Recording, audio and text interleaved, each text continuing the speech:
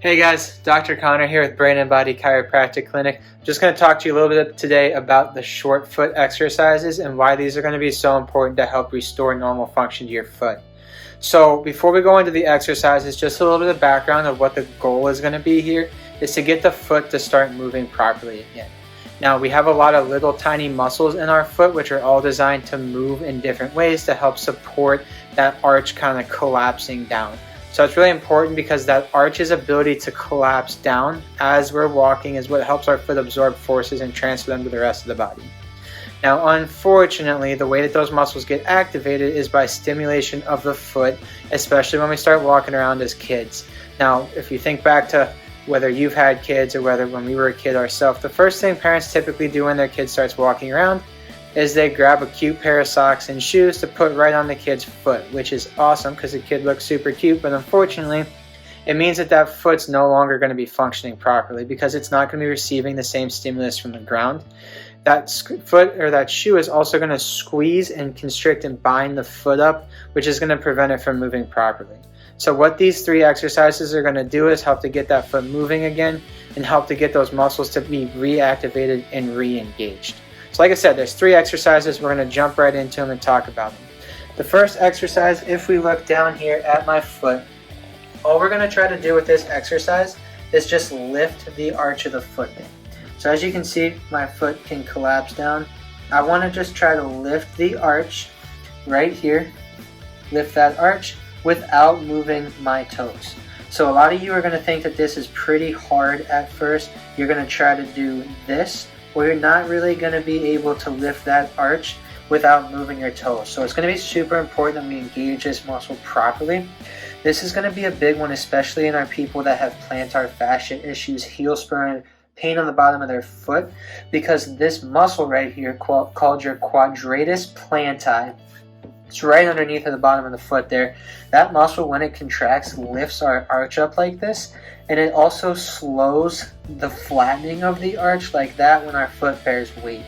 So if we can't use that muscle to help take that force when the foot bears weight like that, it's all going to go into our plantar fascia, which most people know is right underneath it here. It connects into the toes and into the back of the heel right there.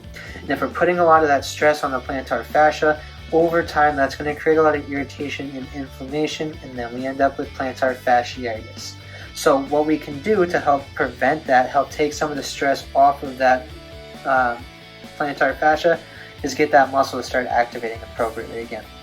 So here we're going to lift the arch without moving the foot. So I want you to try to do this 10 times. Now, if you can't get control of that muscle and that movement, what you can do is come in here with your finger. You can start scratching that. So that stimulation is going to help connect your brain to that muscle again, help it move a little bit easier. You can also get one of those really spiky balls and roll your foot around on a spiky ball. That again is going to help stimulate those muscles. The next one we're going to do here is pretty simple. All you're going to do is lift the toes up. So when we lift those toes up, we can see what happens is that arch comes back into the foot real nice.